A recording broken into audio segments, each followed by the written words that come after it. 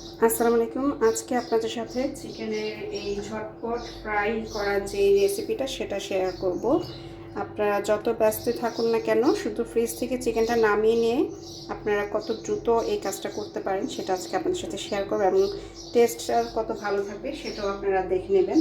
তো এখানে আমি ফার্মের মুরগিও নিয়েছি পাকিস্তানি মুরগিটা।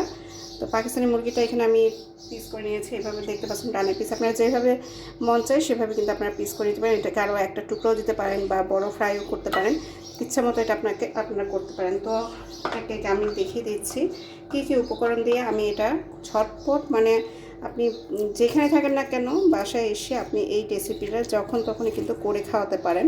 মেরিনেট করে রাখতে হবে না দীর্ঘ সময় পর্যন্ত। এই জন্যই আজকের এই রেসিপিটা দেখানো।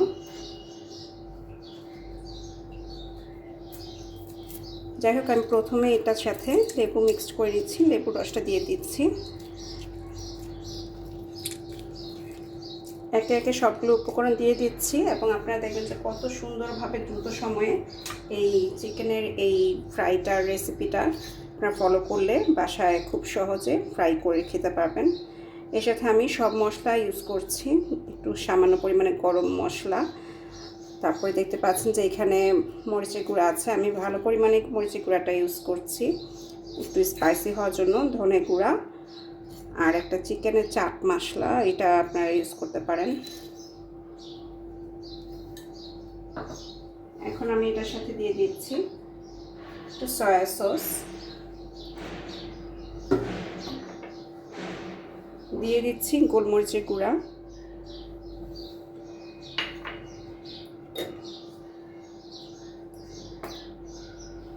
দিয়ে দিচ্ছি সামান্য পরিমাণে টেস্টিং সল্ট, যেহেতু নর্মালি আমি এখানে টেস্টিং সল্ট ছাড়াও নর্মাল যে লবণ, খাবার লবণ এবং সয়া সস ইউজ করেছি। তো সবগুলো উপকরণ একসাথে আমি মিক্সড করে নিব।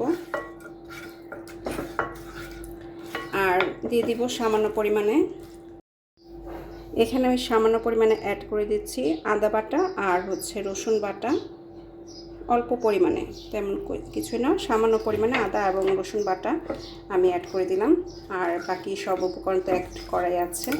এটাকে আমার মাখিয়েও রাখতে হবে না, জাস্ট আপনারা দেখবেন কত সহজে আপনারা বাসায় এই চিকেন ফ্রাইটা করে খেতে পারেন। খুবই মজার এই চিকেন ফ্রাইটা। আমি জাস্ট সবগুলো উপকরণ একসাথে মাখিয়ে নিলাম।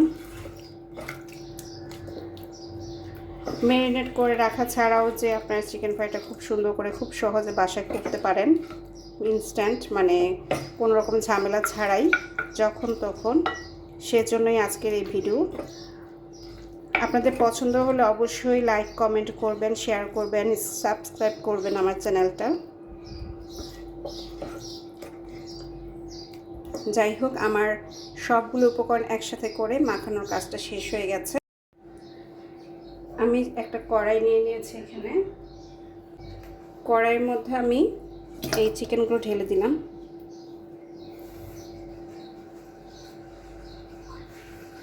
যেহেতু মশলা মাখানো ছিল তাই আমি এখানে চিকেনের সাথে সবগুলো একটু পানি মিক্সড করে মশলা সহকারে পানি দিয়ে দিলাম।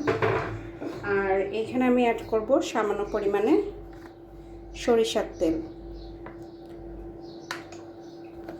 এটা দিয়ে আমি আবারও মাখাবো। মাখিয়ে এটা আমি অল্প আঁচে জাস্ট কিছুক্ষণ আমি এটা রেখে দিব। দেখতে পাচ্ছেন সামান্য পরিমাণে পানি, তেমন না, এই পানিটা পুরোটা শুকিয়ে যাবে। শুকিয়ে যাবার পর পুরো মশলাটা টেনে নেবে এই মাংসটার ভিতরে, কিন্তু মশলাগুলো একেবারে ভালোভাবেই ঢুকে যাবে। মাংসটা আমি ঢেকে দিলাম এবং খুব অল্প আঁচে এটা আবার কিছুক্ষণ গরম হবে। হিট হওয়ার পর দেখবো যে এটা আসলে কতটুকু মশলাটা ভিতরে ঢুকে গেছে।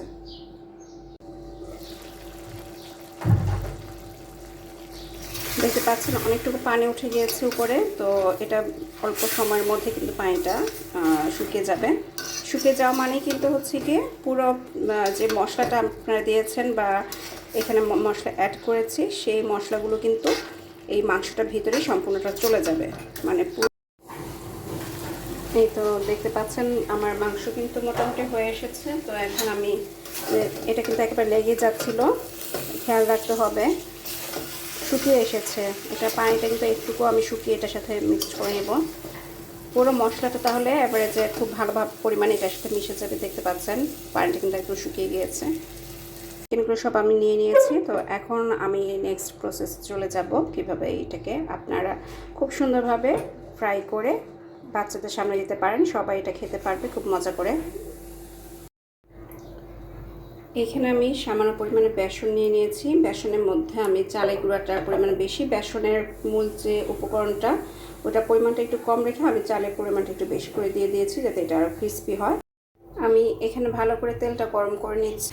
এইটা থিকনেসটা বুঝতে হবে আপনাদেরকে, বুঝে তারপরে বেসনটা রেডি করতে হবে। সামান্য পরিমাণে, বেসনটা এত পরিমাণে দেওয়া যাবে না, খুব বেশি বেসন আমি দিব না, মানে যেন বেসনে ফুলে না থাকে।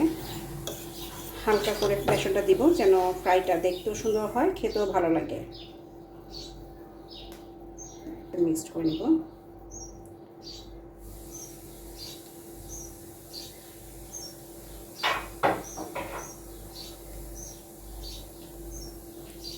এই তো আমার এই চিকেনটাকে এখন আমি সুন্দর করে চুবিয়ে, বেসনের মধ্যে চুবিয়ে আমি তেলের মধ্যে ছেড়ে দিব।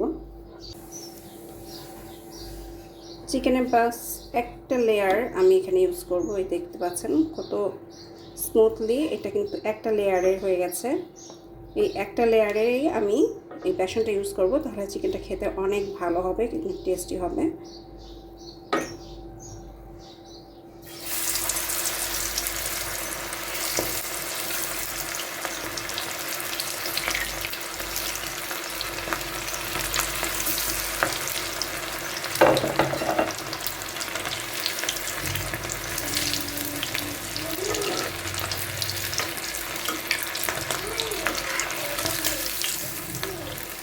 খুব সুন্দর একটা কালার চলে এসেছে। এটা একটু ডিপ কালার হয়ে গেছে যেহেতু তেলটা অনেক গরম ছিল। আর এটা কালারটা দেখতে খুব সুন্দর হচ্ছে কিন্তু। আর এই দুটো আপনারা এভাবে যদি আপনারা ফ্রাইটা করেন, আশা করি খুবই ভালোভাবে আপনারা খেতে পারবেন। ইনস্ট্যান্ট কোনো ধরনের ঝামেলা ছাড়াই আপনারা বাসায় এই ফ্রাইটা করে খেতে পারেন। এই তো আমার চিকেন রেসিপি কমপ্লিট। তো বাসায় খুব তাড়াহুড়ো করে যখন আপনারা কিছু তৈরি করতে চাইবেন, এইভাবে কিন্তু চিকেনটা ফ্রাই করে নিতে পারেন। তো আপনাদেরকে দেখিয়ে দিচ্ছি ভিতর থেকে কত সুন্দর হয়েছে। দেখুন এটা কিন্তু আলগা হয়ে গেল, আর এই দেখুন চিকেনটাও কিন্তু ভিতর থেকে খুব সুন্দর করে হয়েছে। তো দেখতে দেখা যাচ্ছে কতটা সফট হয়েছে আর সুন্দর হয়েছে, খেতেও কিন্তু মাশাআল্লাহ দারুণ হয়েছে। নাও খেয়ে দেখো তো। পারফেক্ট একটা রেসিপি যদি আপনারা চান এটা আপনারা ফলো করতে পারেন। মানে এটা হচ্ছে কি আপনাদের এই সুবিধাটাই হচ্ছে এটার, যে এই চিকেনটা আপনারা বাসায় যখন তৈরি করবেন, মানে আপনাদের কোনো ম্যারিনেট করে রাখার কোনো ঝামেলা নেই, কোনো কিছু নেই, কিন্তু পারফেক্ট একটা চিকেন ফ্রাইয়ের যেই টেস্ট, সেই টেস্ট আপনারা এটার মধ্যে পাবেন। তো আপনার বাসায় একবার হলে ট্রাই করবেন এবং অবশ্যই কমেন্ট বক্সে এসে জানাবেন কেমন হয়েছে। আমার মেয়ে কিন্তু এটা খুবই পছন্দ করে। দেখুন চিকেনটা কী পরিমাণ সফট হয়েছে দেখুন।